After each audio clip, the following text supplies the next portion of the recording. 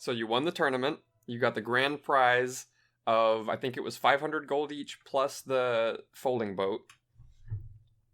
And last season concluded with Rhorgarth the Giant informing you that Malvin had taken off and owed him 2,000 gold, and that if you would bring him back, preferably retrieve the money from him, but even if you can't, preferably bring him back alive so that Rhorgarth can exact some revenge, and that if you were able to bring the money back, you would get half of it. And that was pretty much where it ended. You had joined the order, you won the finals, which put you at rank 1 in your class. Congratulations. So. Do I still have 6 hit points? That's what I was going to ask, if we had actually taken any rest or anything. Yeah. Was it like, and this is the next day? Well, there is one bit of business to take care of before that. Okay. After the finals, Torvald returns to the temple. In case you don't remember who that is. That's because you haven't met him. Okay. His name was only mentioned. Okay. That's right. He has returned, and he has brought a new employee who is a dedicated blacksmith. During the, winding down from the tournament, and everybody's still kind of basking in the excitement of the violence, there's some commotion, and you see that Torvald has returned. And, oh, Torvald, you're back, that kind of stuff. And then he introduces the new smith, whose name is Rowan Lunadream. He's a older half-elf. What'd you say his name? Lunadream. Dreamchild? Okay. Rowan Lunadream. Sorry, I'm really bad with names, obviously. Rowan doesn't seem to be super extroverted. He kind of wants to just get past the whole introduction to everybody part. Pound some metal. Yeah, go pound some metal. Very Gendry-like. So, if there's anything that any of you would like to do before the long rest, now that there is a smith here. I would like to drop off the set of plate armor that I took from that one guy forever ago and try to get it refitted, resized. Okay. You and 3 others just immediately follow Rowan, just right on his tail. Sir.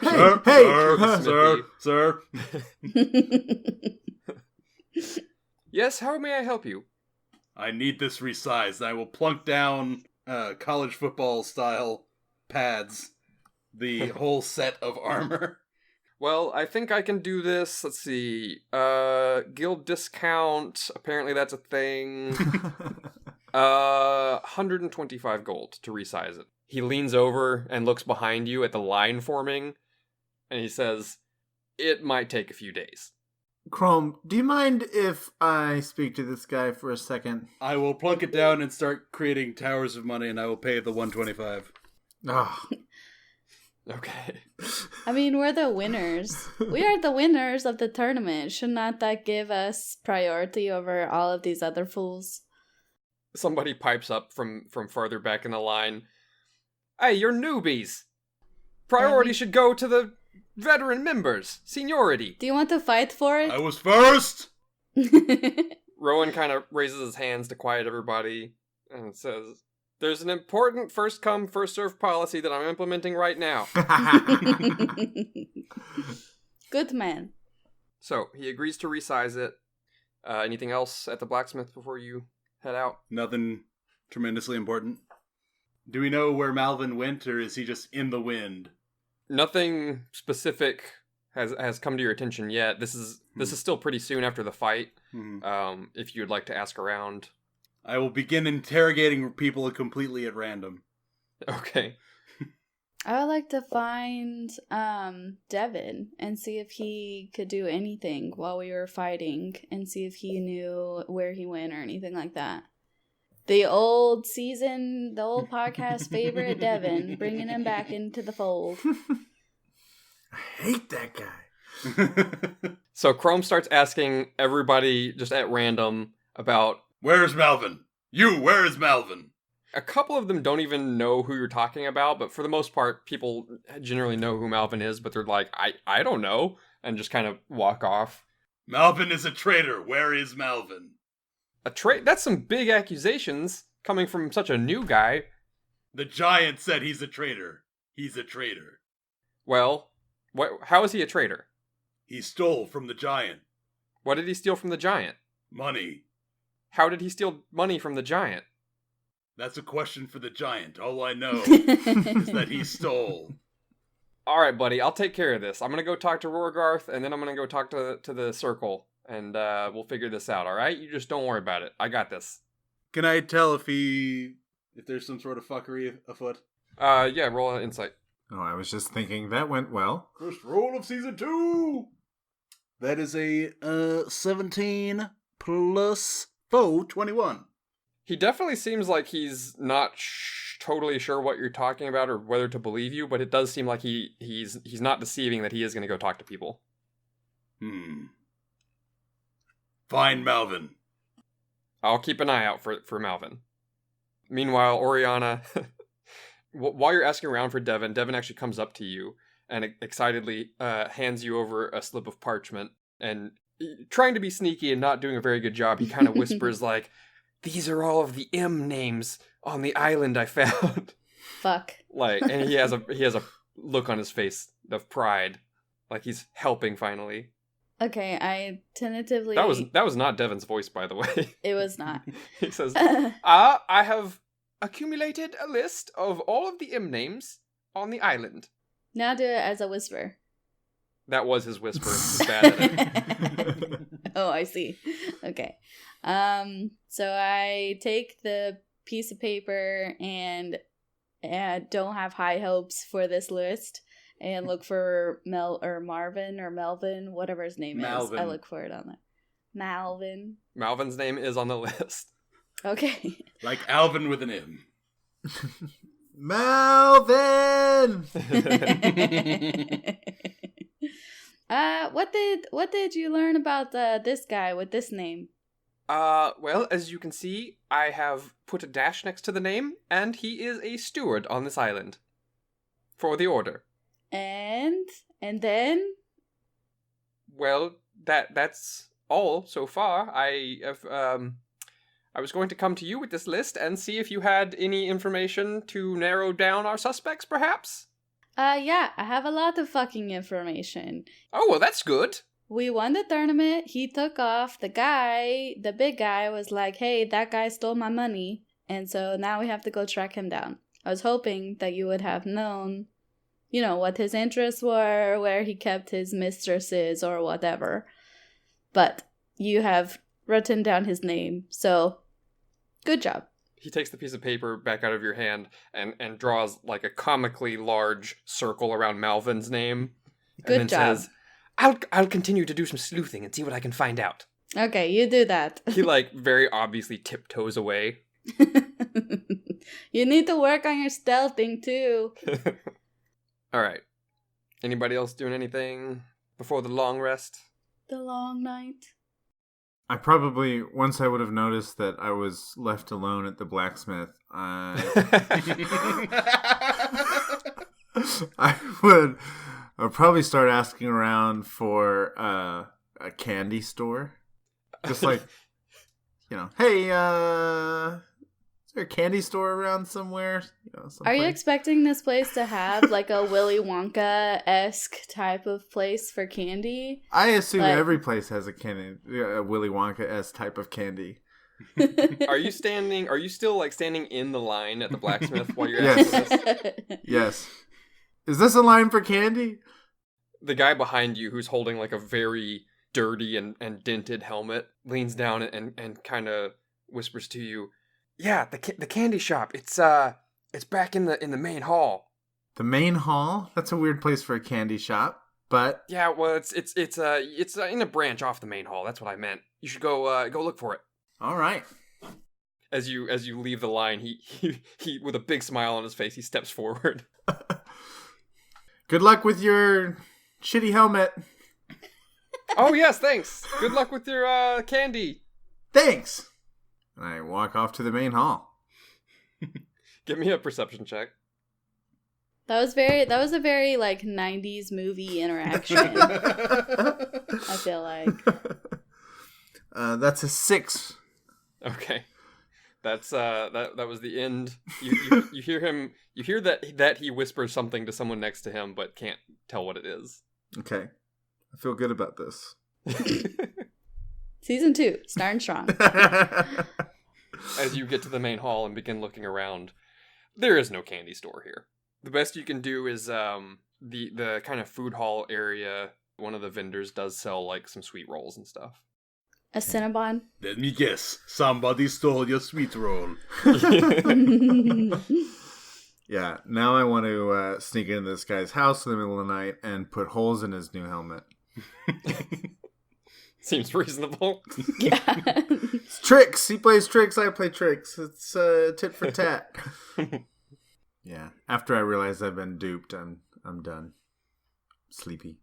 So, just for some brevity's sake, let's skip ahead to the next morning. You've taken a rest. You do begin to hear some murmurs and talk from people throughout the evening about Malvin and missing and stolen, and you hear some, keywords like that, but there seems to be a mounting effort to figure out kind of what happened, but no action, actual actions taking place yet.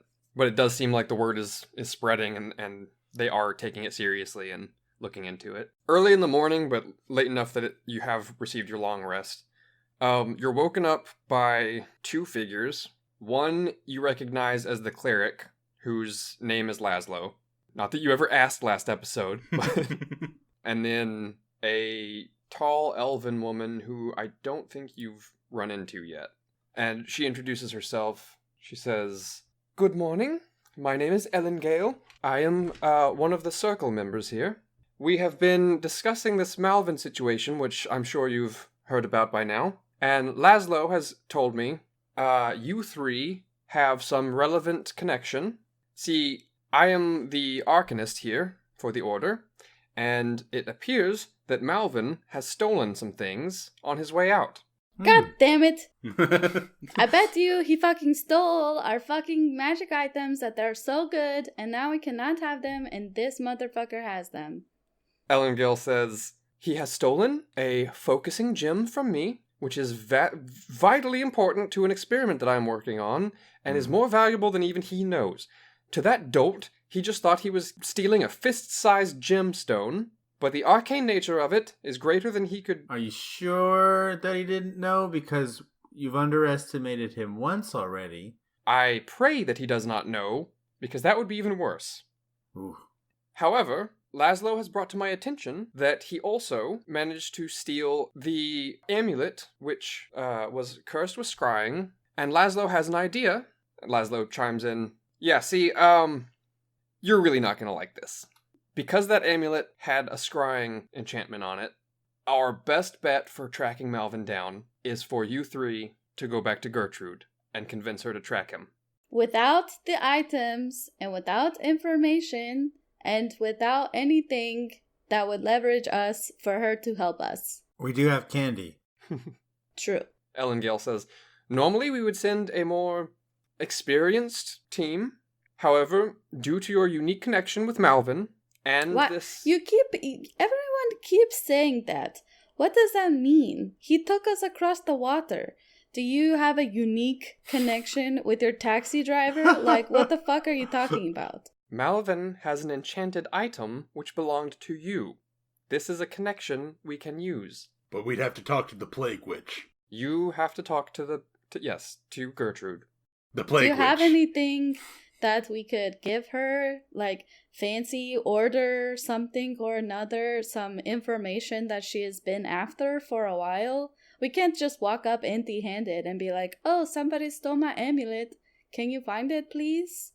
She knows that we gave away the items because it has scrying on them. But we could tell her things like what we had for dinner, how bad the sheets were. There's a lot of information we can share. I think she might find valuable because she just wanted to know what happens inside the Order. Supposedly. Theoretically. Allegedly. Are we willing to give her Malvin? We don't have Malvin. We find Malvin and hand it to her. Ellen Gale's eye twitches a little bit, and she says, "Are you saying you were aware that Gertrude was trying to spy on us and didn't say anything to us. Well, spy is a harsh term. It was more like investigative journalism. Listen, you're new here, but don't do that shit again. To be fair, when we made the deal, we were still in the audition phase. Yeah, we so... weren't members yet. As soon as Yeah. we're members, we've told you. And we got rid of the items, so chill your roll. Let me just be butter clear it. here. The Order is not prepared to negotiate information to Gertrude. But what about giving her Malvin? Well, we need Malvin back here so that we can learn what he's done. If he's already sold the gym, we're going to need that information from him. So if we have everything back, we could give her Malvin. Malvin knows things about the Order. We can't trust Gertrude with Malvin. Then what can we get out of Gertrude with nothing? Exactly. Thank Listen, you, Chrome. This is your first mission, but it is a serious mission, and I'm putting more responsibility on you than I normally would. But it is up to you to convince Gertrude to track him. You are authorized to strong-arm her if necessary. You Do want not- us to beat up an old lady? She lost Old her lady husband. is a But if we kill the Plague Witch, how will she track the thing? Okay, She this obviously plan has is issues. falling apart. Her house is like a hoarder's place. I bet she doesn't even get Social Security. Do you know how many cats she has? She turned them into frogs. Somebody should call the city or something. Do not underestimate Gertrude, and do not underestimate yourselves. You made it this far. I'm sure you can figure this out. Okay, I think we got this. Now, time is of the essence, as Malvin has a head start. It appears that he was able to fast-talk his way past the guards who were watching over the teleportation circle, and managed to teleport back to the banquet hall, and he stole a boat there. How big of a boat? A fairly small boat. Ocean-worthy, but not crazy big. Like a sloop. Sure. You made that word up. No. I was on one for a couple of months. It was one of the best times of my life. Now listen, you got the folding boat. There is a shortcut back towards Gertrude's that will cut quite a bit of time off the trip. So we just have to take the shortcut to Gertrude and convince her to help us for no reason. Done. Consider it done. We got this. Yeah. Good. Now listen, the shortcut is an underground river that cuts through the mountains from the south side of the crater down to the river that goes through the swamp.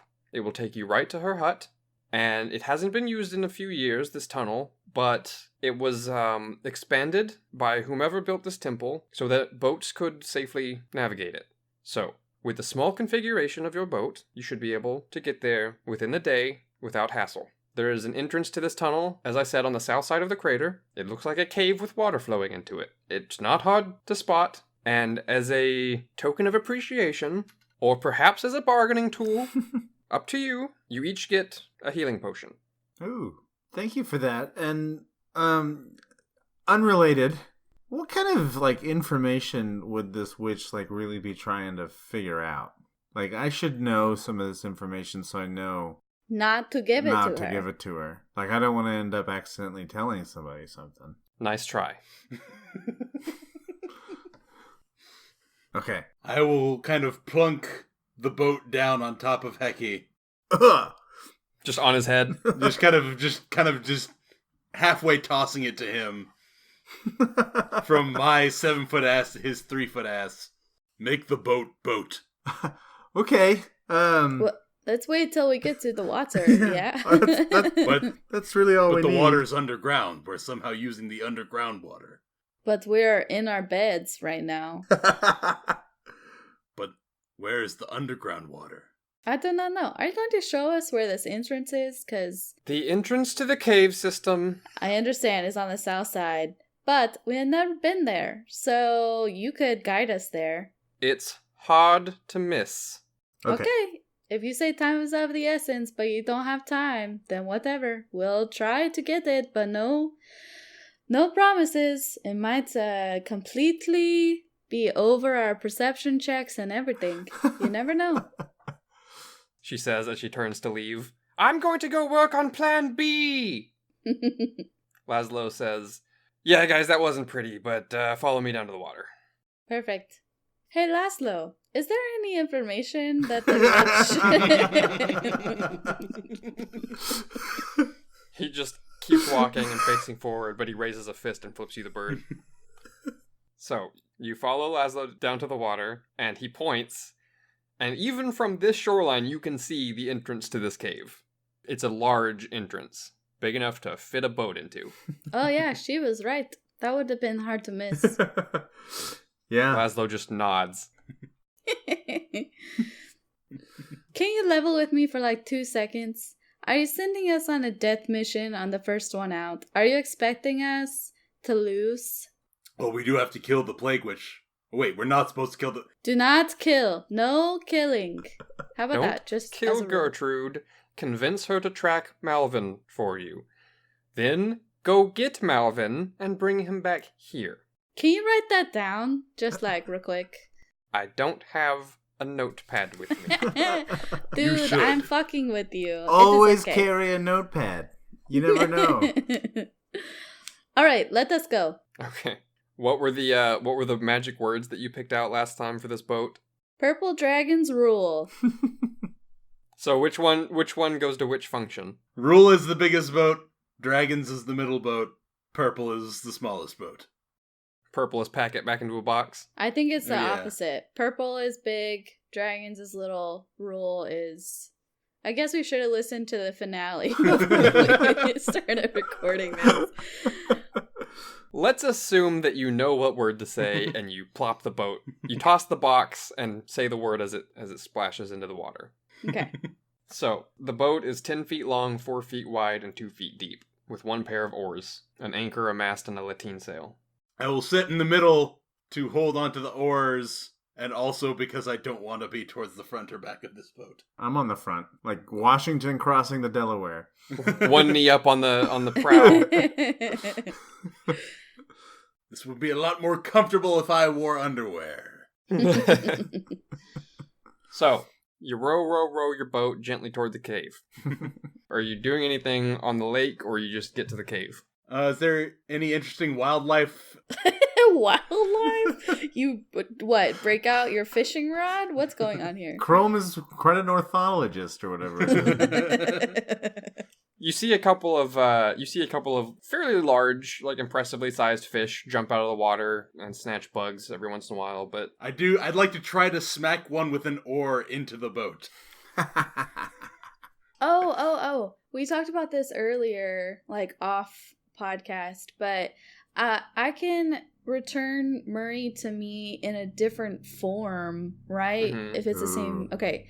I want him as a mink this time, not as a flying animal, which is like a weasel. So okay. Let me roll a dice to see if a fish gets close enough to your boat.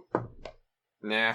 You reach for a couple of them that are pretty close, but it's not quite within oar reach. Yeah. I start shooting frostbites into the water to try to herd the fish to the boat. boys, focus. We're going through the caves. But we haven't had breakfast. Fine. I just start rowing the boat again. Put the oar that I've been using to try to whack fish back into the oar well. Row! Row! Row! Okay, you gotta cut that shit out.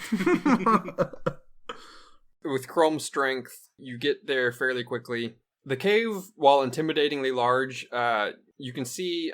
you all have dark vision, right? Jess. Yeah. I do anyway. Chrome doesn't. Oh, perfect. The guy steering the boat. I'm steering it. He's just driving it. You know how you normally have someone on the steering wheel and another person on the gas. The most effective way to operate a vehicle. Yeah. Haven't you seen Dennis the Menace and shit like that? As the boat enters this cave, it's reassuringly gentle. It does slope down, but it doesn't turn into rapids or anything. Do you do anything as far as seeing for Chrome? I think I have a torch left over. I will light a torch as we go in here. Okay, and just have Hecky hold it at the front? Yeah. Okay, so for a while, this tunnel seems like a very pleasant and easy-going... Underground scary tunnel. For an underground scary tunnel, it is all right. I've been in a few that are crazy, but this one's good. 5 stars on Yelp. Yeah. You do see, as you paddle, a couple of bats fly out, but for the most part, it's pretty nice, and you start to wonder, like, damn, why didn't we take this way to get to the temple in the first place? Eventually, though... The DM wants to fuck you over, and then, things happen. Eventually, shenanigans occur. Mm-hmm. Eventually, Heki, you see ahead of you a big collapse of rocks blocking the tunnel, and you see that the water is diverting into a side tunnel. Uh-oh. In fact, it looks like the side tunnel was not originally a part of this tunnel, but kind of opened with the collapse. Hmm. And it looks like the water's going to get a little bit rougher. Stop the boat! I will attempt to stop the boat. So are you stopping the boat just to check things out? Yeah. Trying to see if the boat can handle this divergent sea. All right. You look into this new area, and while it does slope down somewhat dramatically at first, it's not too bad. You don't think it would damage the boat. You're not sure where it goes, and you're not sure if this is, this collapse may have happened since this tunnel was used before. When they said it was cleared out, by man and made so that a boat could go down it fairly easily, this new tunnel doesn't look like that's happened, but it does look navigable. Can I send my mink into to go straight and to see if there's any way, any holes in the falling downness that has happened? Give me a mink investigation check. Investigation, not perception. He's looking for a path, or she, whatever. 7. Doesn't find even a mink-sized hole to get through. Fair. All right. I guess it's down the... Rabbit hole we go. Yeah. All right. I will try to slow our descent into this new hole. Okay. Holding maybe one of the oars down into the water to kind of scrape the bottom and slow the descent or something, maybe. You managed to navigate it, the rough patch at the beginning. And this new tunnel branch is definitely rougher, but no immediate threats appear. Navigation-wise, can I tell how far off of an angle we're going? Would I be able to do that since I've been in a tunnel for the past however long? The best you can tell, it seems to be going off at a 45-degree angle, but it winds a few times. It never doubles back on itself or anything, but it winds a few times to where you're not totally confident you know which way it's going anymore. It's still heading downhill, though, and in a general direction away from the crater. After several minutes on this new path, go ahead and give me... Anybody who's facing forward, go ahead and give me a perception check. I'm not. I'm rowing facing back. Ooh, 4. That's not good. You're just too absorbed and posing coolly. I have a big ball of candy in my mouth, and that's just all I'm doing. Mine's 3. 3. So, neither of you spot it ahead of time, but as you are floating down, you notice when you become parallel to it, there's a crack in the wall that's large enough to... it's plenty large enough to get through, even chrome. But as you get parallel with it, the torchlight goes into it, and it creates a deepening and moving shadow as you move past it, so you do catch a glimpse inside. And there is something in there that's not the same color as the rest of the cave. But if you don't act quick, you will float past it. Is it shiny? Wait, what's in front of us? Just more of the river. This is like a side. It's not even the water doesn't go in there. It's like a side alcove cave, like an alcove. Okay.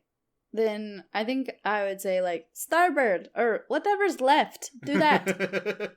I will grind to a halt. Okay. Do you toss the anchor back out, or? If there is an anchor, then I will toss the anchor. Weigh anchor! Or is it weigh anchor to drop the anchor? Yeah, we had this whole conversation last season too. Listeners, we still haven't done our fucking research. And one of us is a sailor. All I have to know is that there's mountains, and they are mountains. The boat grinds to a halt. You floated about 20 feet past it before you managed to stop the boat. How deep is the water? It's about thigh deep. Oh. I will left hand torch, right hand axe. Okay. And when I say thigh deep, I mean for a human. For Heki, it's waist. For me, it's like, ankle. Do you mind if I get up on your shoulders, big guy? If you hold the torch. Okay. Yeah, me too. I mean, I don't want to get my socks wet, you know? I mean, it's just the worst. And you're already in the water, so... Well, one of you has to hold the torch. Okay. Heck, you will. Yeah, I got it. How are you both getting up on the shoulders? I like to imagine it's totem pole. I'm getting on Chrome, and yeah, Hecky's getting on top of me, obviously. Oh, that's the way we're doing it. Awesome. I imagined one on each shoulder, but that's reaching okay. all the way to the goddamn ceiling. I like this battle position, guys. Chrome, give me a perception check. Like an extreme game of chicken. 15. 15. Right as you're about to get to this crag, you realize that maybe you've become too tall and Hecky's about to smash his face into the rock. You've gotten out of the water now. You're on like a little, rocky underground bank in front of this alcove. You're not small enough. Okay. I got this. I jump down. I will left hand torch, right hand axe again. Okay. Who's going in first? Me. Okay.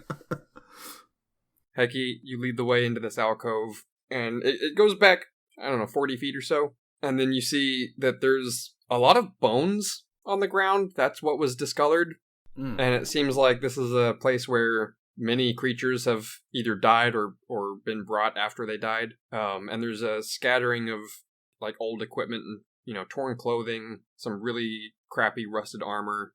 Anything shiny? There are a few coins here and there. Some of them have old rotted bags nearby that they've spilled out of. And some of them are just loose. You sit there and take a minute to loot it. Yeah. Okay. Give me a investigation check. 4. No, I'm sorry. It's +0. 3. You find, with a roll of 3, let's just have fun with it and say you find 3 gold pieces and 15 silver pieces and about 36 copper. And then I assume the other 2 have also walked inside.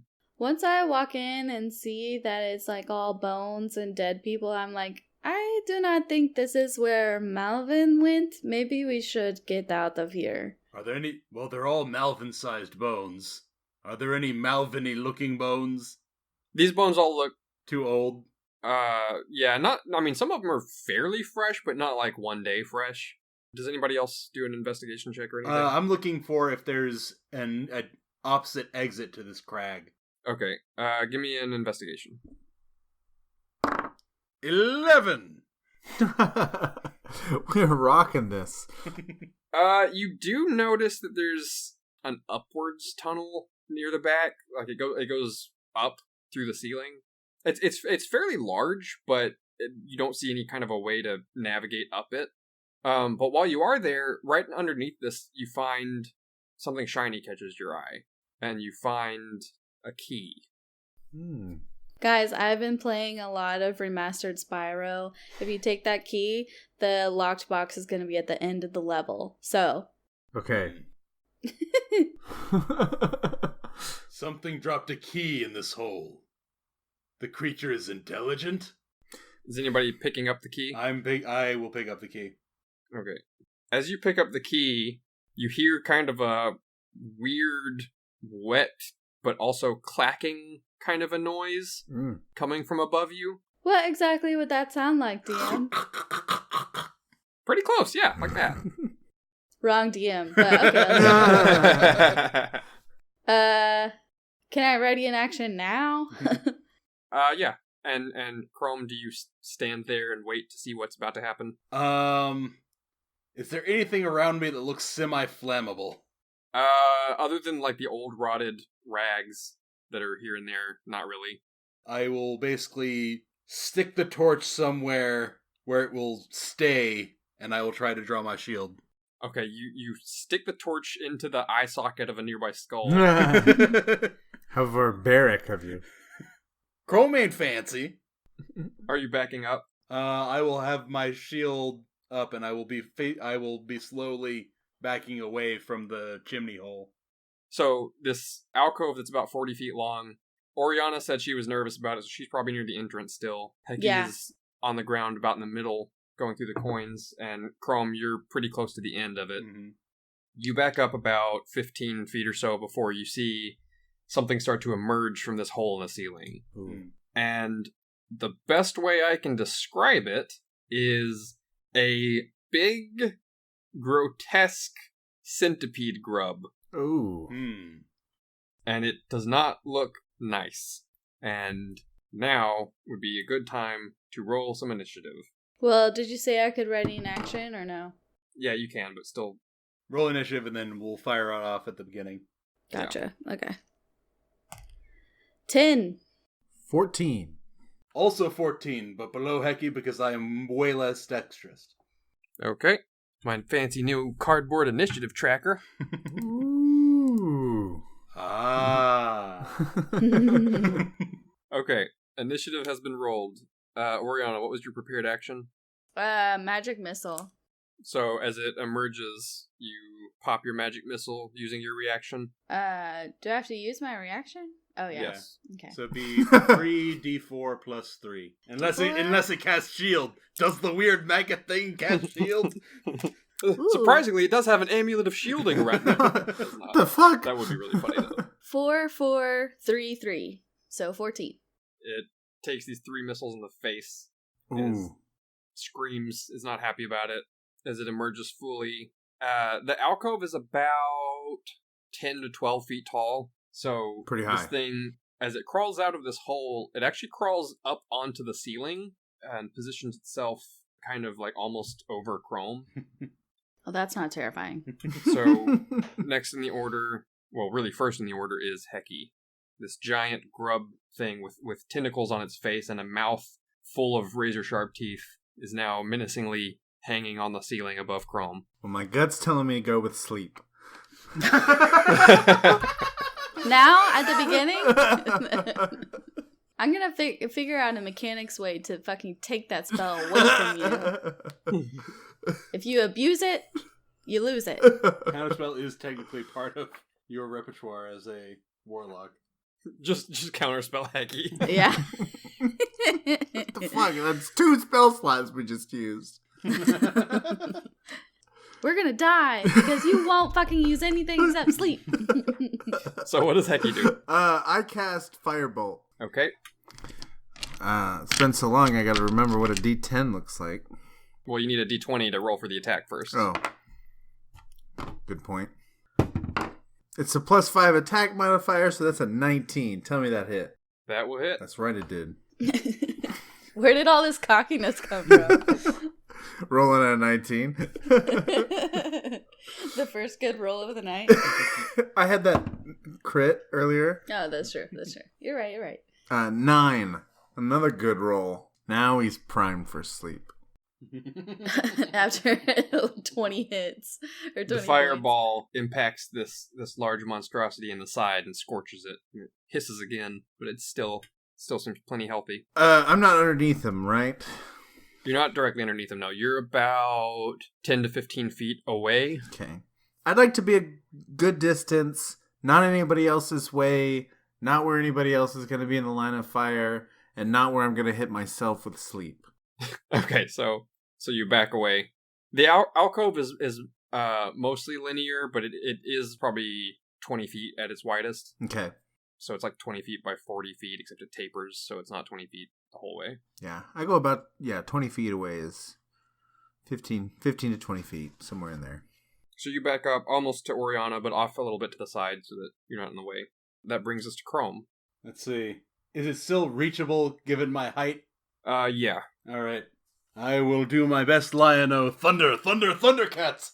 Oh! And I will cast Thunderous Smite upon my axe, and I will take a whack at it. It's not great, but okay. 15.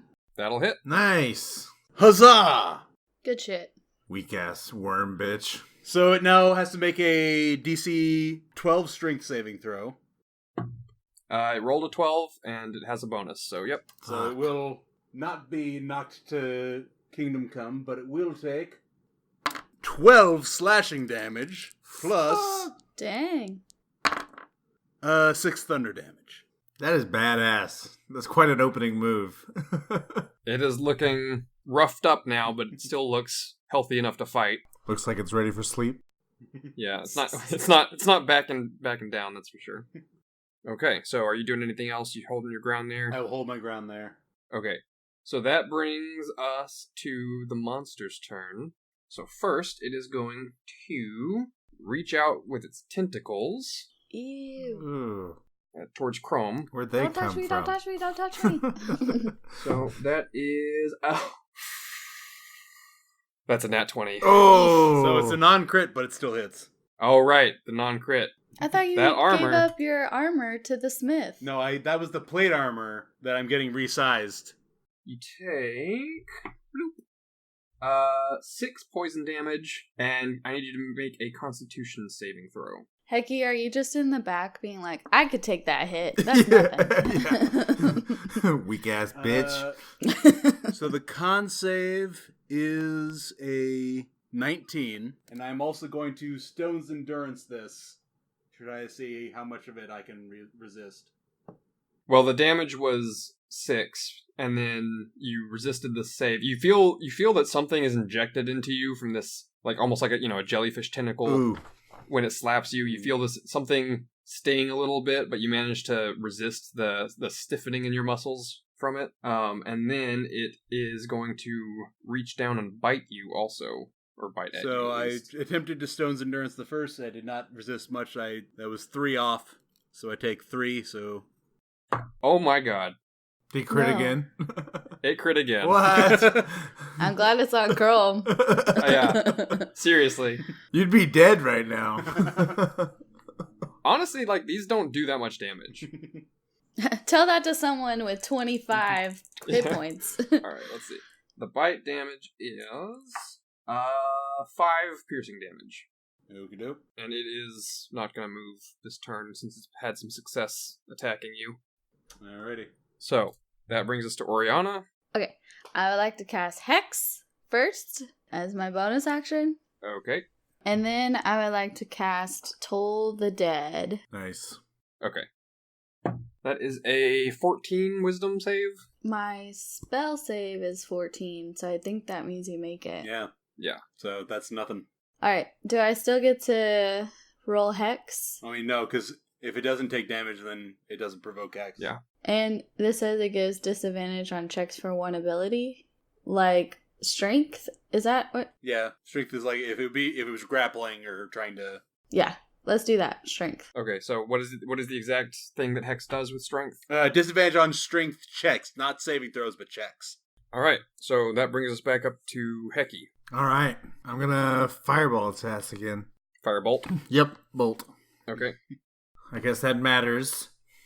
It does. It matters more once you have access to both of them. Uh-oh. Okay, that was a 9 plus 5, 14. That hits. Ooh. It's a big squishy target. Yeah. Burn, baby, burn. The 0 means 10, right? Yes. I mean 0. Sweet. 10. 10 damage. You hit part of its face and one of its tentacles burns off, and Ooh. it seems very not happy about that. It does have many more tentacles, but one of them is gone. Yeah. 99 bottles of beer on the wall. Okay. You're still a good distance away from it, so you're just holding your ground there. Yeah, I'm just making sure everything still looks copacetic with where I am. Nothing's, about to jump out behind me or something. Yeah, and that's the end of your turn? Yep. Okay, that brings us back to Chrome. Alright. I will come back up with the axe now that I have been tentacled and bit.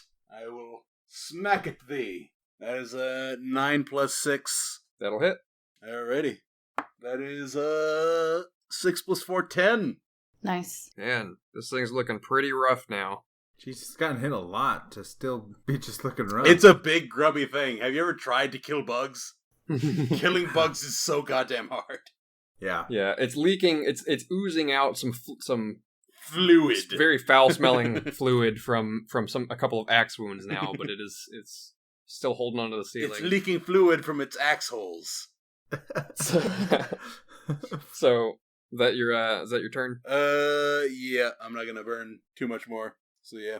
Okay, so that brings us back to the monster, and it is going to multi-attack at Chrome again. So tentacles, which is a dirty 20. Ooh. Just hits. So that is 4 damage, and I need you to make another con save. You ready? Toon Salve. That's not great. That's 11. Ooh, you are poisoned for 1 minute, and that means you are paralyzed. Again! Well, not petrified, just paralyzed now. I'm doing a statue impression, not an actual statue. Hey guys, remember? Does being paralyzed cause you to fall prone, or does it lock you into It's exactly it's where like how getting you locked were? into like it's a lock joint thing. Okay. I mean, if I were flying, I would probably careen towards the ground. So does that give it advantage on its next attack? I would have advantage, and then any hits a crit. Although because I'm wearing adamantine, it's not a crit. Right. Okay. So it's gonna use the bite part of its multi-attack now with advantage, and that is what was the plus to that? 19 to hit. Just hits. So the bite does 5 piercing damage. Alrighty, still above half. All right. Now that it sees that you've been paralyzed, it is going to move its movement, which is 30 feet, along the ceiling past you towards the other two. Ah! So it gets to right about over Heki with its movement, but then that's its turn. So that brings us to Oriana. All right, once I see it start moving closer, I want to Eldritch Blast it. So we'll just see if this works. That was a 16 to hit. That'll hit. All right, so I'm going to roll a d10 and a d6 because he still has Hex. That's a 1 and a 1. What? Oh, no. 1 in 60 chance.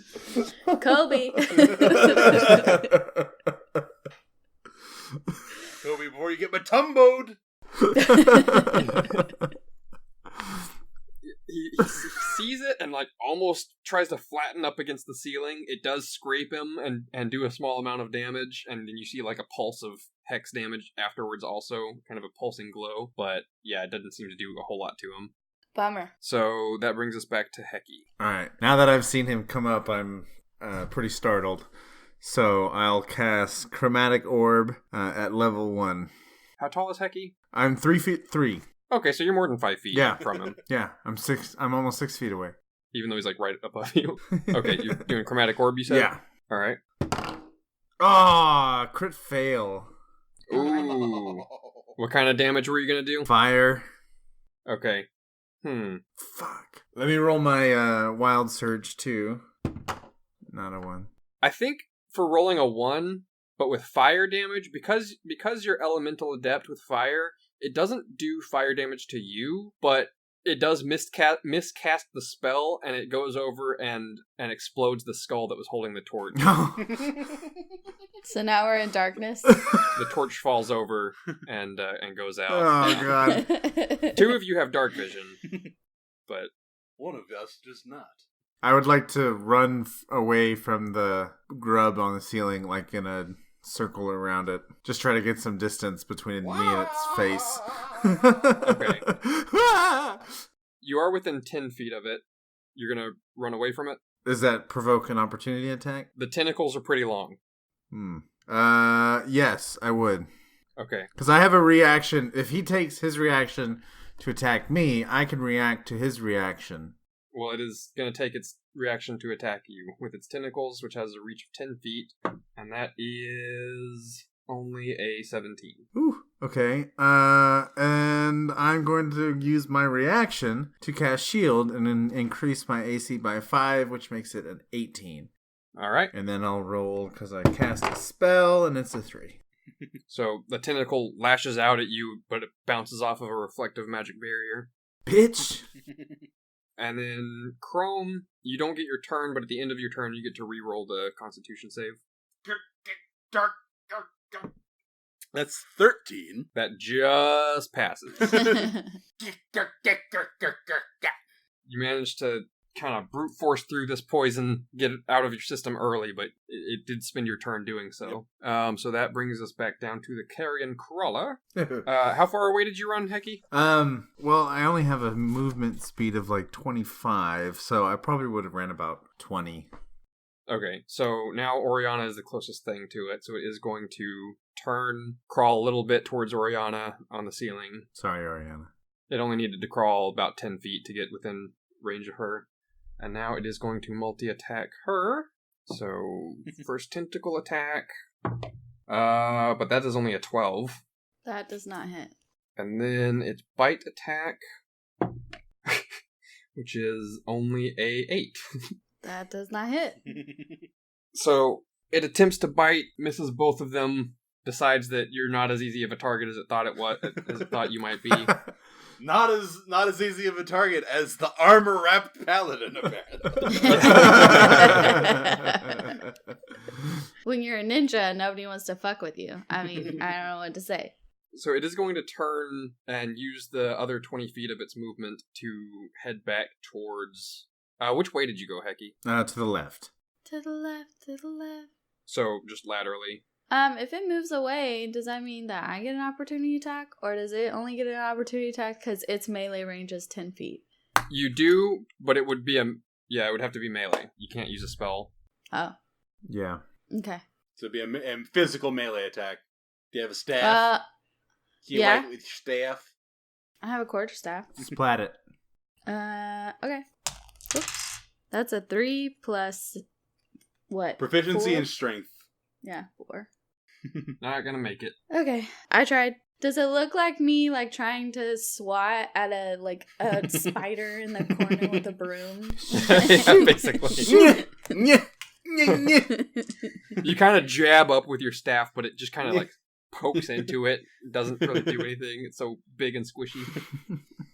It's actually not going to head towards Hecky, though. It actually uses the 20 feet to get most of the way back towards Chrome. Mm. And then that brings us to Oriana's actual turn. Oh, then I cast another cantrip.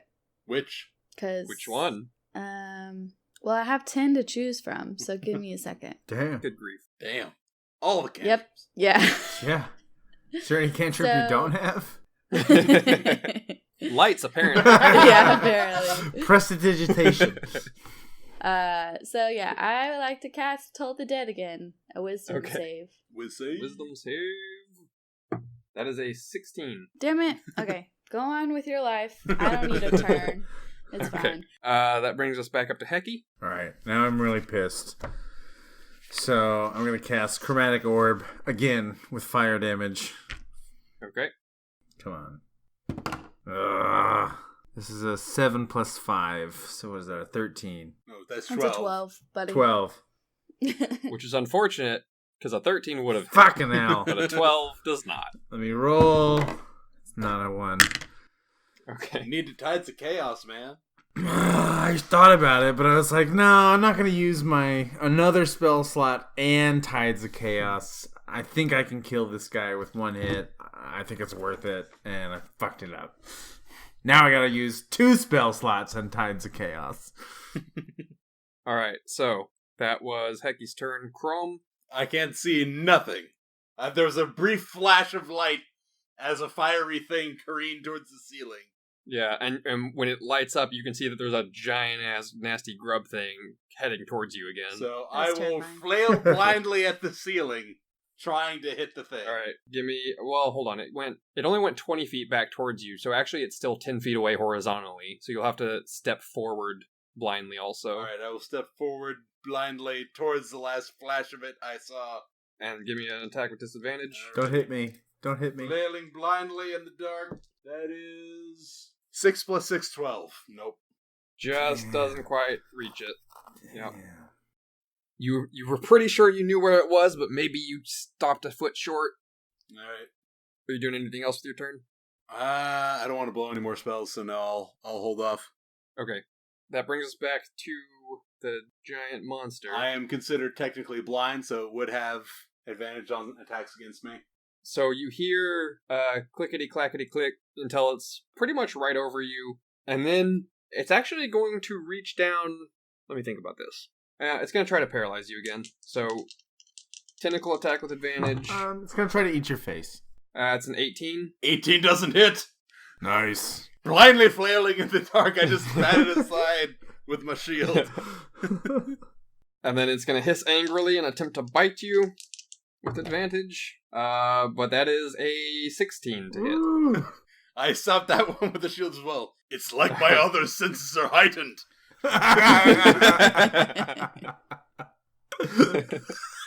Alright. So that's its turn.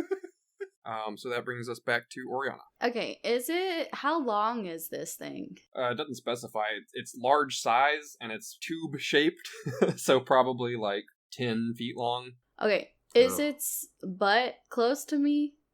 Yeah, it would be facing away from you at this point. Okay. Well, So- define close. It's closer than its head.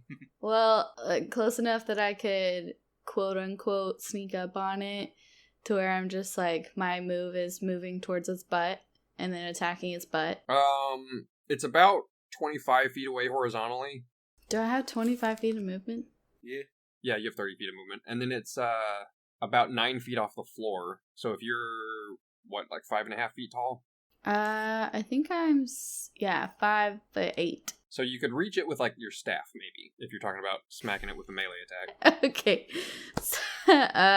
So I would like to use my mink as a device to hit the thing, but I either have to like throw it up to where it can touch it because it's a touch spell, or I can put it like, can I put it on my staff and like lift it up to where it like bites it and then delivers the spell? Why not? Yeah. Okay. Hold up your staff and your ferret runs along the staff to bite it in the He's a mink. It's different. ass. Okay, so I have to roll to hit before this even happens. I'm going to use inflict wounds. So here we go. That is a 13. Wow. That just hits. Yay! Nice. Okay, so I like send Murray out on the edge of my quarterstaff and slowly lift it up, and he like stays on the staff but like takes a bite out of this guy and delivers, let's see, what is this, 40-10? Okay, so that's 7, 3, and 1, which is 11 plus 4, so 15. That's gotta be enough. In your black and white dark vision, you see Murray bite onto this thing's tail end, and kind of has a tail. And then you can kind of see a you don't see colors right now, but you see like a darkening of the area around the wound, and this thing screeches out, and it's looking very rough now. How much movement do I have left? You would have like 5 feet left. Okay, well, whatever it is, I just want to use it to get closer to Hecky. Okay. I think it still has a reaction this turn, so it could turn and opportunity attack you, I think. Well, that's why I was asking how long it is, because if it took like 10 feet of movement to get to me because it's so long, then... Well, in D&D, they don't really consider facing a direction. Like, if you're within melee range of it, it's within melee range of you. Yeah. Oh, okay. Okay, let's do it. Although, actually, if you only have 5 feet of movement left, you'd be 10 feet away from it, and that's still technically inside of its melee range. So, I guess you don't provoke an opportunity attack. Oh. You just don't get very far away. Okay, that works too. Alright, so that brings us back up to Hecky. Alright. This thing's looking very rough now. Okay, then I'm gonna hit it with a cantrip of Firebolt. Okay. And I'm going to hit it this time. Well, you say that. Fuck! 12! Oh, bummer. Just misses. I was like, I thought about doing just create bonfire so you could see him, but... Yeah, you shoot it out, and the fire bolt hits a little stalactite that you weren't looking at before. It's in between you two. I'm not using these lucky die anymore. Chrome, you just see a flash. You just see the room light up just for a second, and there's this just giant, grotesque worm right above you. This is the weirdest rave you've ever been to. Where are the girls? And with that flash of light, that brings us back to Chrome's turn. Alrighty, I will once again blindly flail. Alright. Attack with disadvantage. Alright. Aha, both 13. Lucky number 13. So that's a 19. Hey. That definitely hits. Alrighty. How much do I hate this thing? How much do I hate this thing? Yeah, I hate it enough. I'm probably going to pour a smite into this. So, that is 5 slashing damage plus 12 radiant damage. Damn. Sheesh. Please tell me it's dead. 17. Now, Chrome, I need you to make a dexterity save. Uh-oh. Oh god, I suck at these so bad. Oh, that's a 7. Oh. So you swing your axe, and you give a triumphant aha as you feel it sink into this thing, and then the thing just falls on you. Flop. And you're gonna take 3 squishing damage. The other 2 of you just see Chrome's boots, like, sticking out of either side of this thing.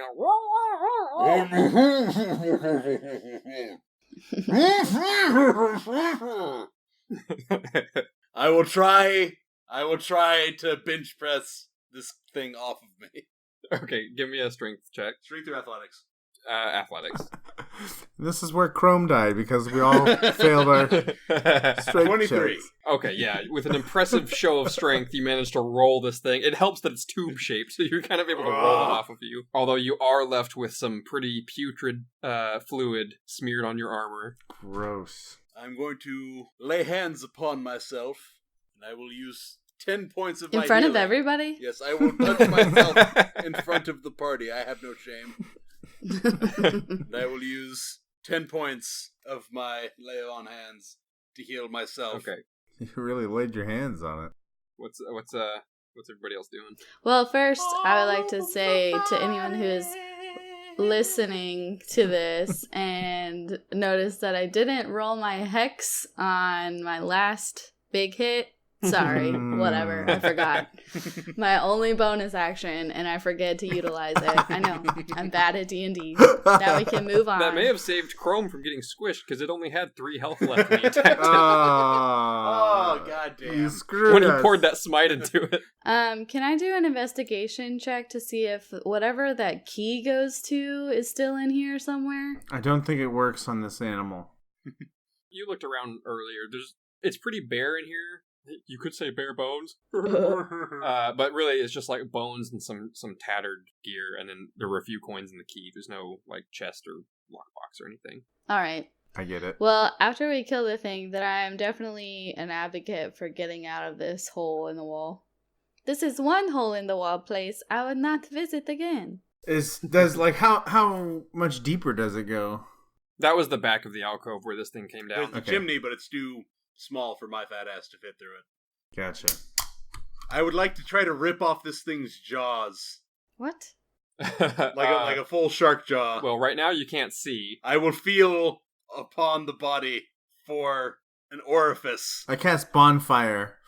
All right, a 5-foot cube of fire appears. I will attempt to rip off this thing's jaw like a shark jaw. All right, give me a survival check. All right. Not tremendous. 13. 13. You do manage to pull it off, but it like you get the first joint pulled off fairly cleanly, but the second one is stubborn, and you end up hacking at it with your axe, and it's not pretty. I mean, you get it off, but it's pretty rough. So it's looking. kind of clackety. Yeah. There's kind of like a large tendon hanging off that's been hacked with an axe in several spots. Ugh. I will carry my trophy and I will kind of limp towards the boat as I light another torch, leaving behind the original torch. All right, everybody getting back in the boat? Yep. Yes. Let us get out of here. I hate it here. I hate bugs. Especially giant bugs. The 3 of you head back to the boat, Heave ho!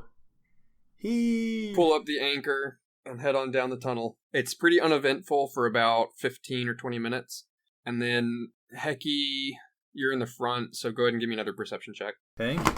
Here's the other dice. Ooh. 18 plus perception is 19.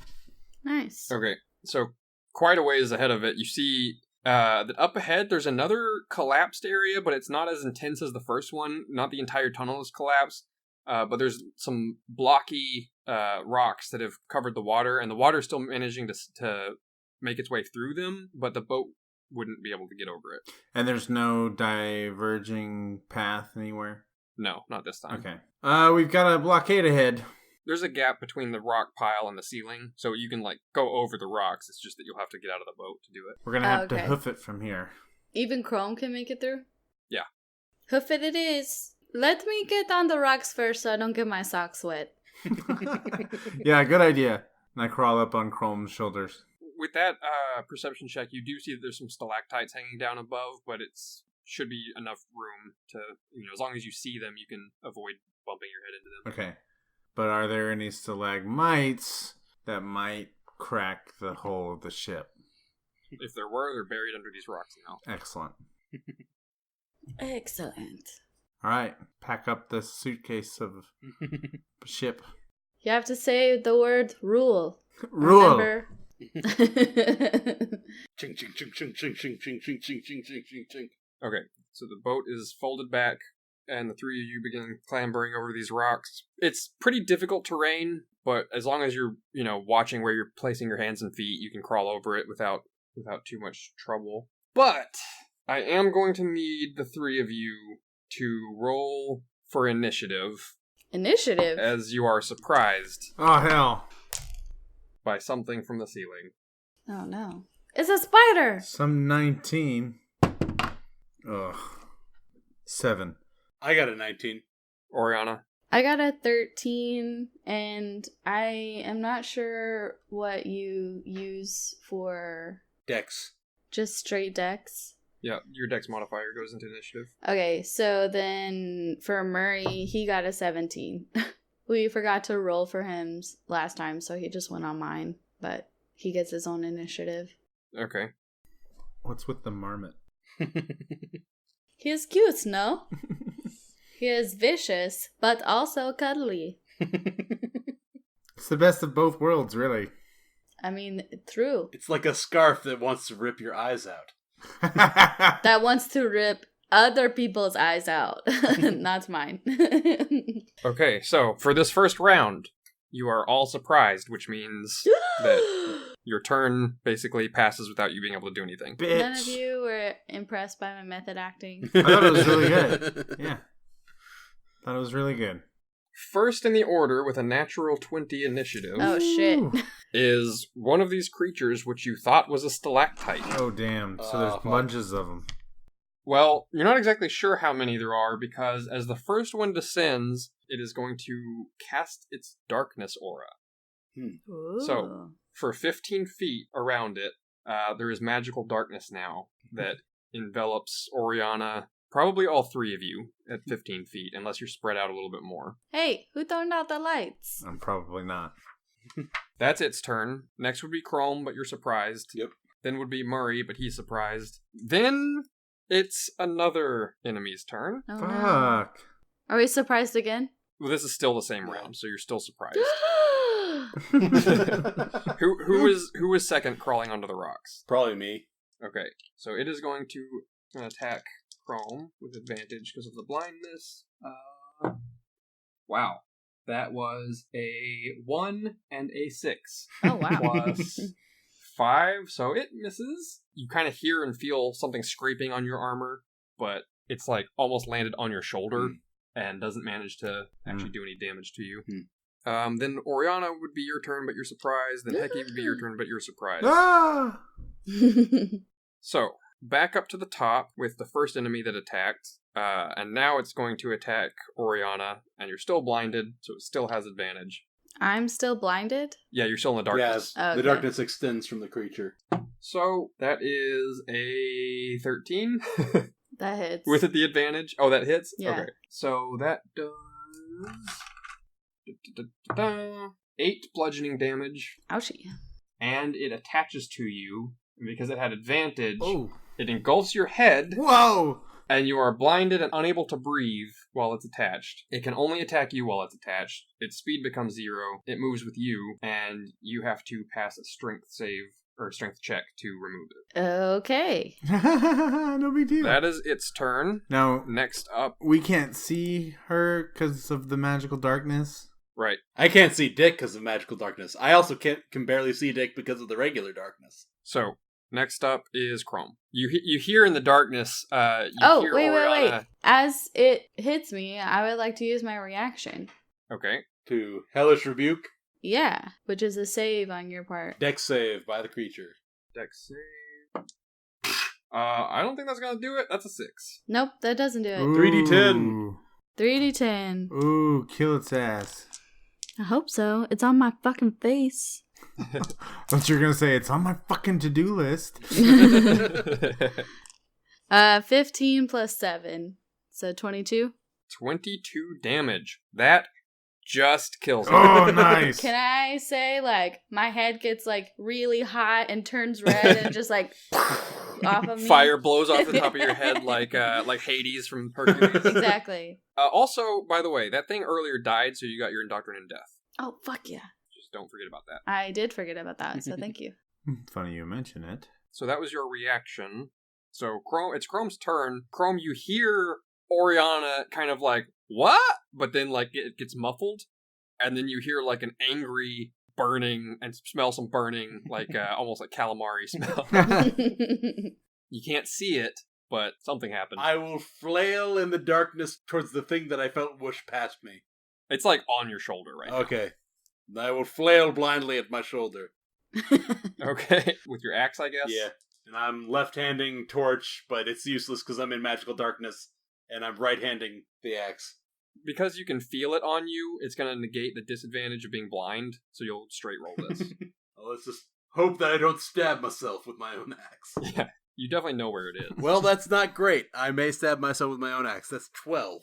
That hits it. Oh. Wow. That hits it for 11 points of slashing damage. Thing kind of screeches as your axe bites into it. It's still on you, though. Is that the end of your turn? Yeah. Okay, next up would be Murray. Is there one near us or on me or something? Nope. The only thing that you saw, well, you didn't see anything, really, after the thing dropped and cast darkness, but there was the one on your head that you just kind of crispified, and I assume pulled off of your head. Yeah. But as you pull it off, you're still in darkness. Well, no, wait, that one died. There is no darkness. Wait a second, that one died. Chrome didn't have... yeah, because that was the one that cast it. So the darkness would have been gone by the time that Chrome attacked anyways, so it wouldn't have been in darkness anyways. So we'll just keep going. Wait, so I can see now? Yeah, you can see now. Okay, can I get Murray to, like, get up on my shoulder and hold his bite action? I guess? I mean, he's just like another character, right? I think so. I'm not super familiar with the familiar. Haha. I see what you did there. Familiars be complicated in combat. So Murray's ready to action. Yeah, so if one of those fucking things does it again, he'll bite it if it gets on my face. Okay, that brings us to the second one, which is on Chrome. It is going to detach.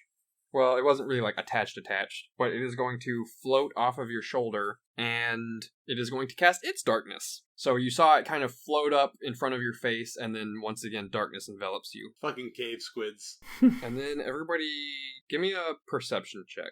Nat 1. Nat 1! Come on, triple. 21! And Murray got a 6. Oh, okay. So Chrome, you said 21, right? Yep. Okay, you hear something else detach from the ceiling. Damn it! So that was its turn. Oriana, it's your turn now.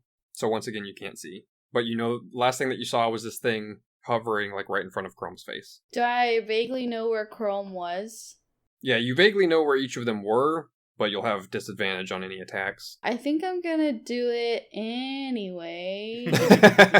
I will cast Firebolt into the darkness. Good luck, guys! Okay. At disadvantage. At disadvantage. That's a 16. That hits. Okie dokie. 1d10. I don't know where that went. It disappeared. Hang on. It really did fall in. Okay. New dice. New dice, who this? That's a 1. 1 damage. Yep. For all that. I know. Sorry, guys. Are you moving or anything? I think I would like to move closer. If I know where generally where Chrome was, I think I would like to move closer to where he is. Okay, so because you're in darkness and you're standing on these jagged rocks, I need you to make a dex check to see if you can move without falling on your ass. They're also wet because of the river. Dex save? No, dex check. I don't know what the difference is. You use your straight dex modifier instead of your save, in case you're like proficient in your save or something. Oh, okay. Mine's the same, so it's a 12. Okay, 12. Yeah, you manage it, but it's difficult terrain, so you can only move 15 feet, which it would be close enough to get to Chrome. You weren't spread out very far. Alright, cool. So you're just like going up and reaching out to see where he is or something? Kinda, yeah. Just like reaching out and touching his arm or so, or like feeling where he is, since I have no eyesight. Are you saying anything as you do this? I'm here! Don't swing at me! Okay, so that brings us to Heki. There's an extra thing somewhere. Only safe thing to do would be cast sleep.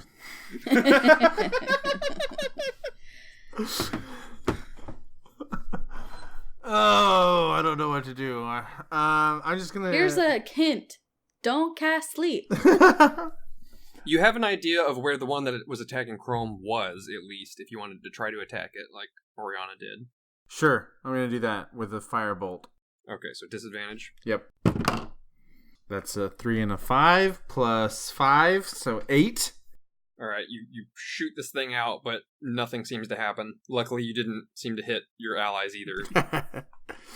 Alright, that's it. So then that would bring us to the new enemy, and it would attack... Honestly, it would probably attack Chrome since he's in the middle. Yep. It's about where it was. So with advantage... that is a... What was the modifier? Plus 5, 22. That'll hit. Alright, so you take 6 bludgeoning damage, and this thing wraps around your face to where you can't breathe. So that's its turn. The first one is dead, so that brings us to Chrome. Is this fucking thing a face hugger? Because you know how much I hate face huggers. If you put this in, I'm going to be upset at you. They don't look like face huggers. Does that help? That does help. That helps a lot. Are they laying eggs? They kind of look like octopuses, octopi, with multiple eyes. I mean, you only got a glance of it before the darkness happened both times. But it's not forcing me to give it a blowjob so that it can inject me with its offspring so it can shoot out of my chest or anything. Doesn't seem to be so Okay. far. That's good. I mean, you burnt the one to a crisp pretty much right as it did it to you, so you're not sure what it would have done. Now, I've watched Alien a lot, and I've never really thought about it in that light. Yep. It's terrifying. I hate it. Okay, so Chrome, it's your turn. So it would be a strength check to see if you can rip this thing off if that's what you want to do. Yeah, I'll rip it off I'll try to rip it off my face. Oh, God. That's a 2 plus 4 strength. It's really slimy, kind of, and hard to get a hold of. Your gauntlets are not super great at trying to grip weird, squishy things. I will continue mumbling and stumbling in the dark. Okay, that would bring us to Murray's turn. I think he would bite. How close did I get to Chrome? Close enough 5 to touch feet. him? Yeah, okay. Yeah. I think he would run across like my shoulders and onto Chrome and bite the thing. Okay, it will have disadvantage because it also cannot see. Alright, so disadvantage. So I rolled a 3 plus 5. These things are gonna Nope. kill us. Well, we had a good run. Yeah, chapter 2. Murray comes up and tries to bite, but this thing swats Murray aside with one of the ends of its tentacles. And that's his turn. Okay, so that brings us to the enemy that was floating in front of Chrome, which is going to attack Oriana since she ran up right there. It will have advantage. 18 to hit. That hits. That is 8 bludgeoning damage, and it will attach to your face. Okay. How's everybody doing health-wise? Not so great. Not great. I don't have any hit point losses yet. Alright. Well, it is Oriana's turn now. You can do a strength check to try to rip this thing off, or do anything else that you want to do. You're blinded and can't breathe right now. So I think I'm just gonna take my hands and like put it on this thing on my face and cast inflict wounds. All right, I'm going to give you advantage since it's on your face. It's not like you can miss. Well, I mean, okay, yes. She could hit her own face. 18 plus 6. That'll definitely hit. It says that they... Where is it? It says they engulf the target's head, so I think that it like covers the entire thing pretty much. All right. So 1, 6, and 7 is 14 plus 6, which is 20. That's super more than enough. Super dead. What did you cast again? Inflict wounds. So this one like shrivels up and then falls off my face. Yeah. That's cool. It's kind of gross feeling the skin decay against your skin as it happens. It probably feels better than not being able to breathe. True. And that's my turn. That brings us to Heki. Oh, and that was also the one that cast the second darkness, so right now you can see again. You can see Okay. Chrome with a headdress on, flailing with torch in one hand, axe in the other, and a giant thing all over his face. Alright. Here we fucking go. Tides of Chaos, Scorching Ray at this motherfucker. Oh no. Okay. Alright, so that gives me advantage. It will give you advantage on one roll. I don't think it would give you advantage on all three. Oh, that's right. Maybe I should do Chromatic Orb. Yeah, I'm going to do Chromatic Orb at level 2. Okay. Whoops, dropped one. It was on the carpet, so it didn't count. Okay. Ooh, crit. Nice. Wait, crit fail? Or No, crit? 20. Okay. 13 and a 20. Nice. So, let me see. What is Chromatic Orb's base damages? 4d8. It will be 3d8 Holy for fuck. level 1, 4d8 for level 2. So that's 48 damage. No, wait. 4 times 8. 32 damage plus 4d8. Yeah. Alright, here's the 4d8. That's, these are high. That's 14 plus another 14, 15, 16, 17. So 17 plus the 31. 32. 32.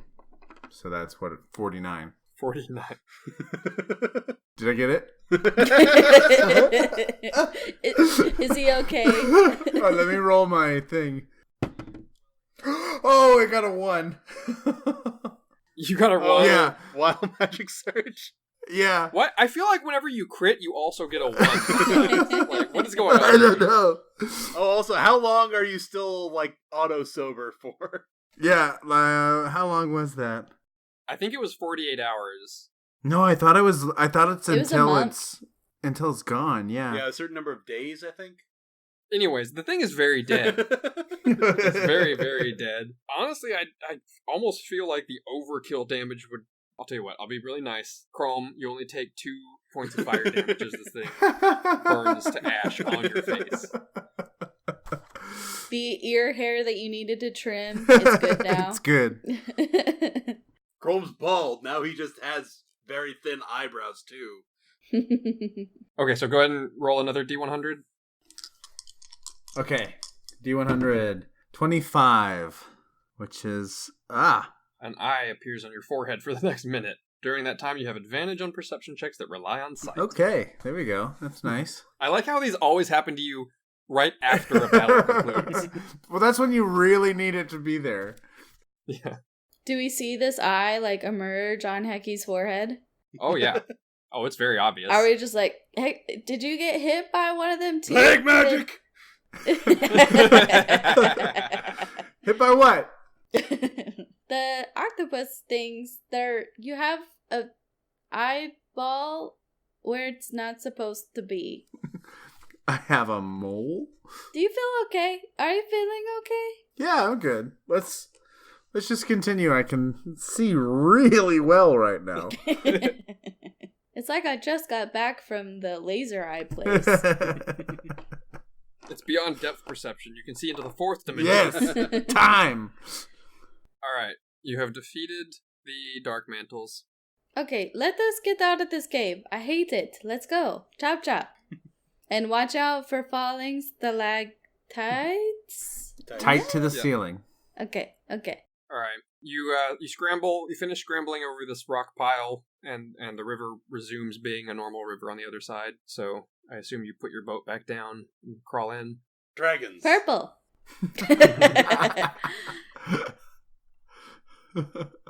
What happens when that happens?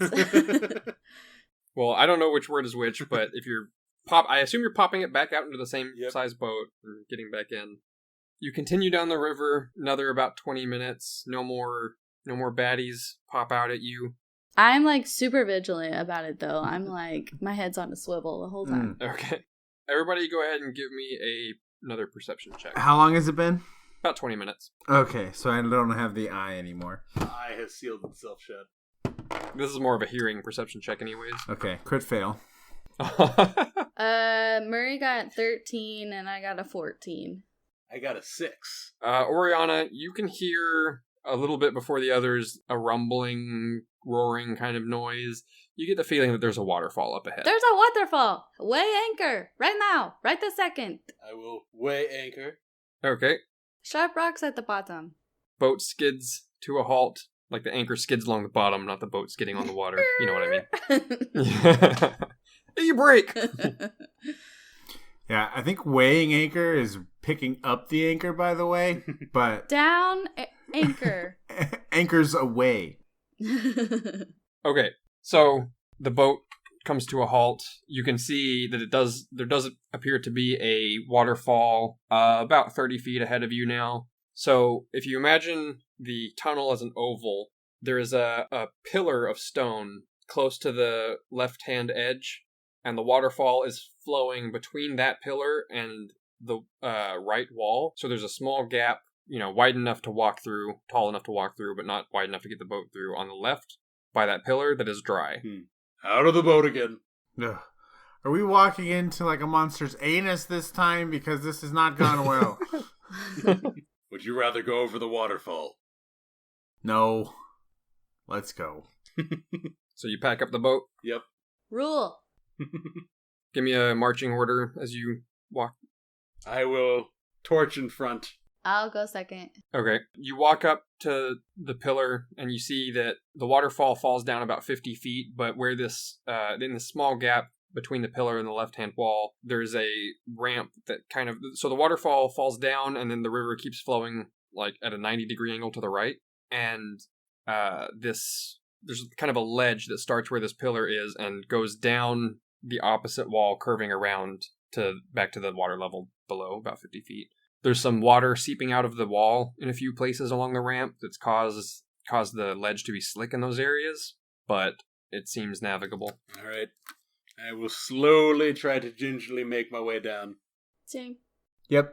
To simplify things, everybody just give me one dex check for all three of the slick spots. Nat 20. Ooh. Nice. 5. 13. All right. Chrome and Oriana. Oriana, you managed to basically just like you almost like surf down this slick ledge. You Legolas Oh, down yeah. down the elephant trunk. Yeah. Chrome, you're so big that you can just kind of step over the slick spots. Hecky, when you get to the third one, you do slip and fall on your ass and fall off the ledge into the water. Oh, God. Luckily, it was low enough. You only fall about 15 feet, and you're small enough that you managed to not hit too many rocks. Does he Great. land on his back and then he's like, I'm drowning? No, the water's deep enough for you to splash into, but you do take 1 point of falling damage as you do hit one rock on the way down. That's the first hit point you've taken, right? Yeah. For the most part, you're just embarrassed. He's at the back. Nobody saw. Good. Yeah. Help me. All right. That was not cool. I try it again. You go back up. Are you really going back up? Yeah. I don't want to get left behind. Okay, give me another dex check on the way back up. Okay. That's an 18. Okay, you managed to get back up to the top of the ramp. All right. Now give me another one for on the way back down. 8. You get past the first 2 again, and you're like, all right, now I really got this. And then you slip on the exact same spot as the first time. You take another 1 point of damage. Son of a bitch. Do we know this is happening? Oh yeah, you're sitting there watching this. Hecky, this isn't a fun time place. I'm not having very much fun. Are you satisfied? One more time. Oh my gosh. Give me another roll. Okay, going up is a 11. Okay, you slip for a second, but manage to not fall all the way off the ledge on your way up. Okay. Give me another roll on your way down. 6. This time you slip off the middle spot, and it's a little bit higher up, and you take 2 points. Oh, hell. Chrome, will you pick him up? We have to get moving. I will fish him out of the water and just carry him like an angry wet toddler. All right. You toss the boat back into the water. Have you seen the video of the guy who's taking in the groceries and his toddler's laying in the driveway, and so he just like reaches down and picks up the coat, and so the kid's like laying down backwards like while the dad brings him into the house. Yeah. I feel like that's what's happening. Not gonna lie, carried my kids like that lots of times. Are you plopping the boat back down? Yeah. Dragons. Okay. As you leave this area, the new river kind of forks around to a point, like it kind of 90-degree turns around a bend, and you see a path going back uphill that looks like it's where the river used to flow before the cave-in up ahead, like back behind you. Oh, that was lucky. It seems like the tunnel now is more manicured like it was at the beginning. You float down for another about 45 minutes with no excitement. And you do see up ahead that you are about to exit the tunnel. Alrighty. Sweet mother of mercy. We made I'm it. so ready to get out of here. You exit the tunnel, and the river flows on towards the south, and you're in kind of a foothills environment. And before long, you enter the jungle. Then it quickly transitions from jungle to swamp, and you start to realize that this is the river that you kind of followed leaving Gertrude's. At one point, you notice kind of a diverging path from the path that goes along the bank, and you're like, I'm pretty sure that's the path where we fought those big-ass spiders.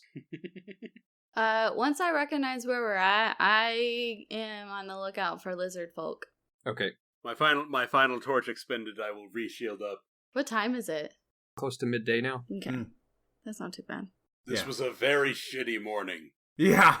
And I will pump myself with 5 more points of my lay on hands. Okay.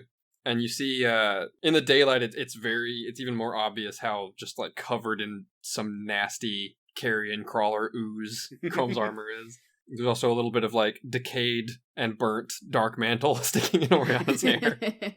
I have moss all over me. Hecky is still sopping wet.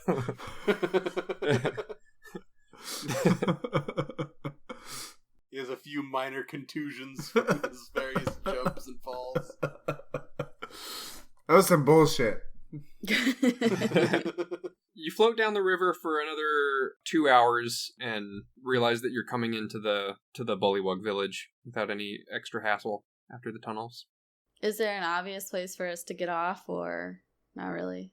They don't have like a docks or anything, but their village is built around the river, so you can just kind of hop out at a shallow area. Okay, let's do that.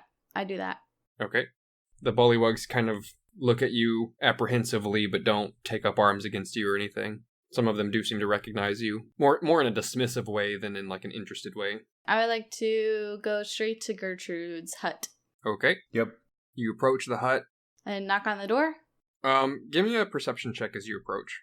All of you. 8.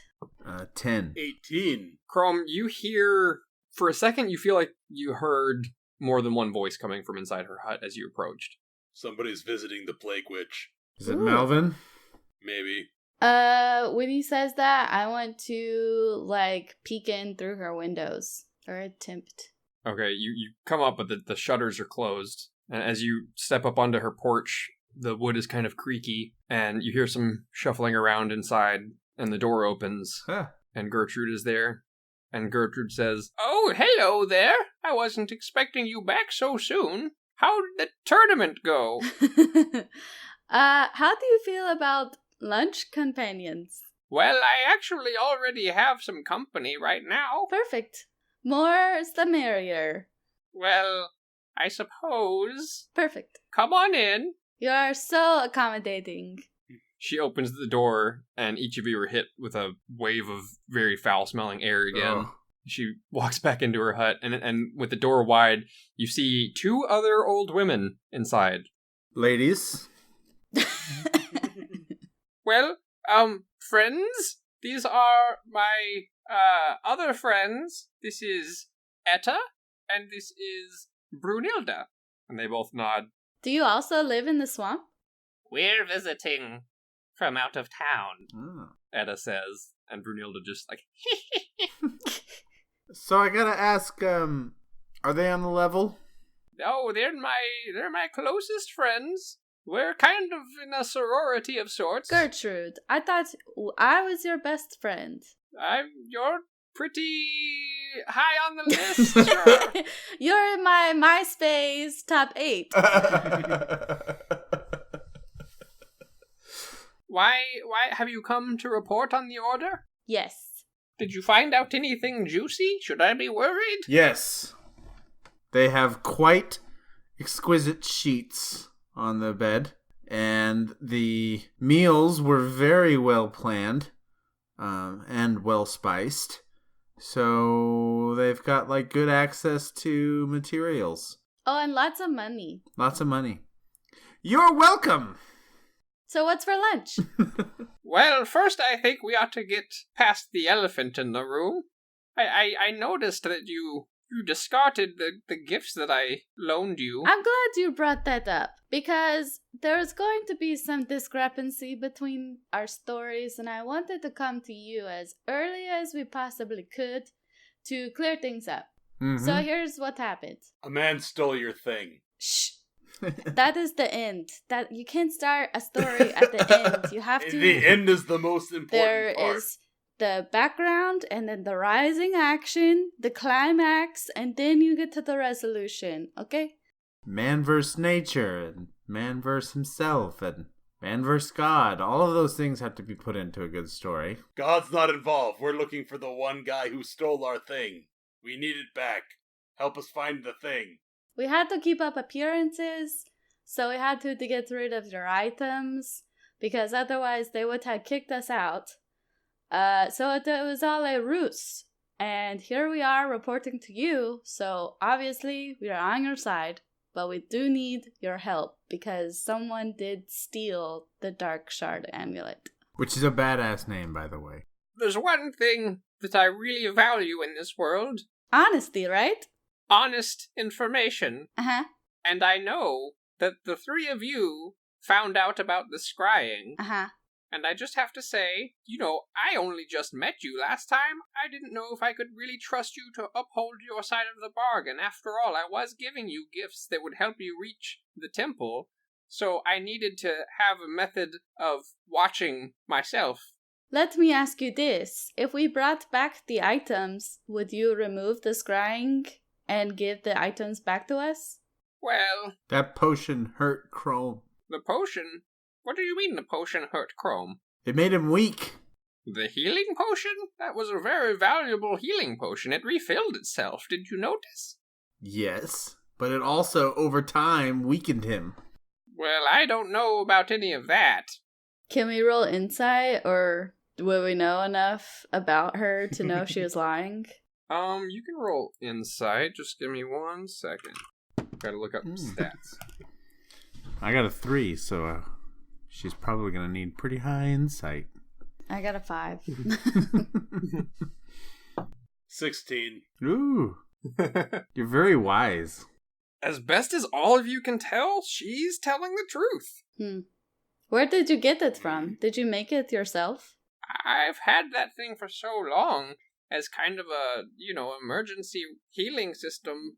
I never used it, but I had it for years. I can't even remember where I got it. Anyways, I am very deeply sorry if it caused you any problems. I'll tell you what, let's discuss the removal of scrying another time. You see, Etta and Brunilda here, they came to visit because we had to discuss something important. And as luck may have it, I actually think our goals might align. Go on. Do you also want to crush Malvin's skull? Well, That would be very fortuitous. my reasoning is my own.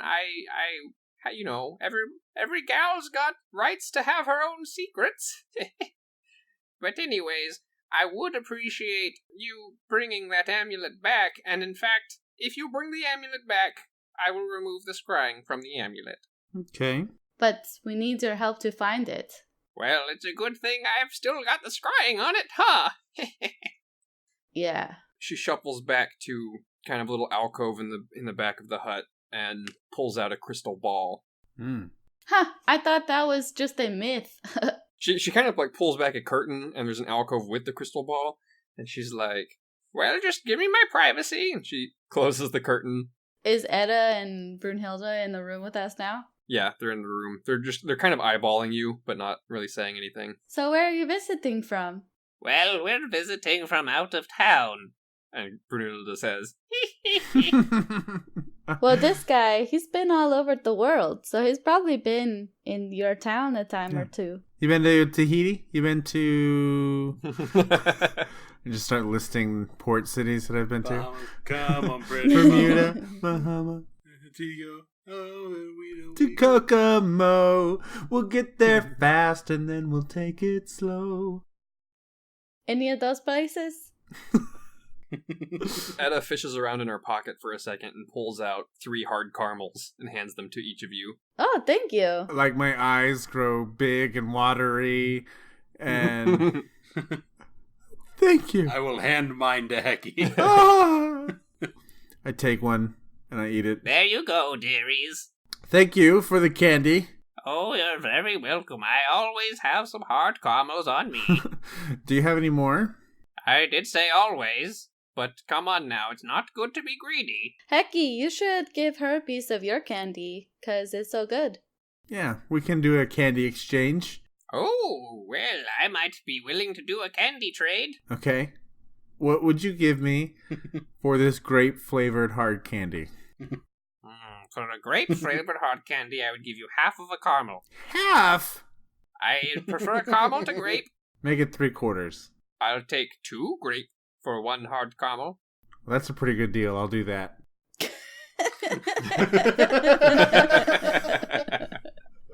She takes the 2 grape candies and gives you another piece of hard caramel. Nice. Got her on that one. After a few minutes, the curtain swings back open and Gertrude comes out and says, well, I have good news and bad news. The good news is, I know where Malvin is, and he should be staying in one place for quite a while. Oh. Did he find a resort? The bad news is, he's, on a small, I guess you could call it an atoll, that is completely covered in shipwrecks. In the middle of the ocean? It's not in the middle, it's fairly close to this island. Gotcha. So he can't escape. Oh, he won't be going anywhere. Did you do something to him? No, he's shipwrecked there. Okay, perfect. Is he dead? No, he's alive.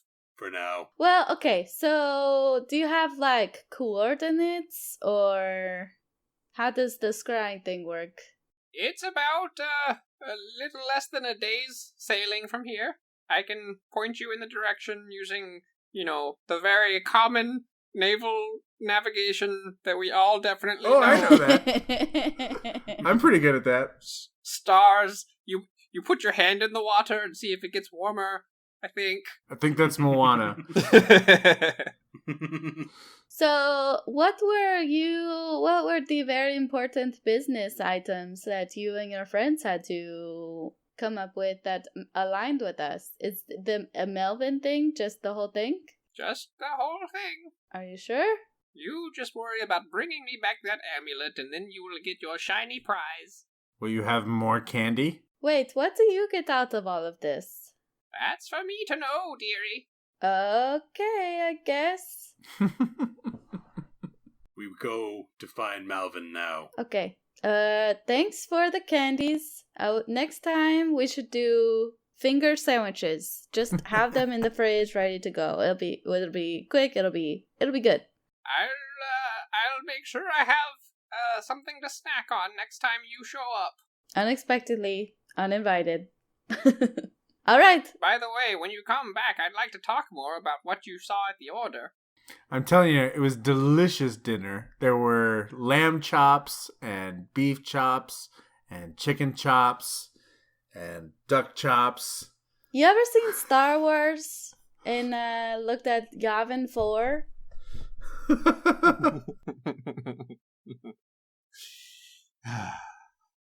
Perhaps I'll talk to you, dearie, rather than the short one. I mean, he has some good points. There were a lot of chops. She kind of guides you out the door. All right. Be sure you bring back that amulet. Will do. See you later. Okay, dearie. And she just shuts the door on us? She shuts the door. You hear some whispering, but you can't quite make out what they're saying inside as you leave. That was kind of weird, though. Yeah. It's like she didn't want us there. It's like she was busy or something. How many pieces of candy has Heki eaten? How much of the candy has he eaten? I ate just one. As soon as we get, more than 80 yards away from the house, I would like to pick up Heki and start violently shaking him. Trying to make him throw up. Heki, give me a constitution save versus Chrome's athletics? I have a pretty high constitution saving throw, so... Gnome shakery go. 15. That is a dirty 20. Oh!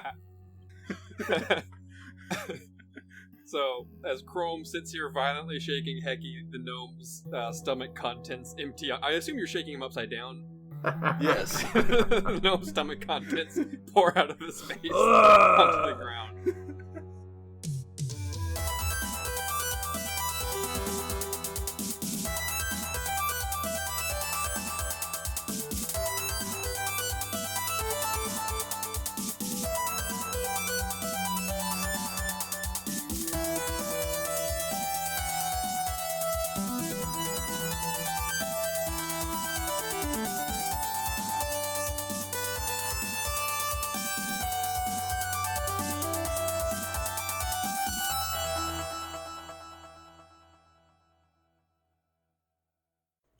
I really want a Coke, but it's 9:30, so... So get you a caffeine-free Coke.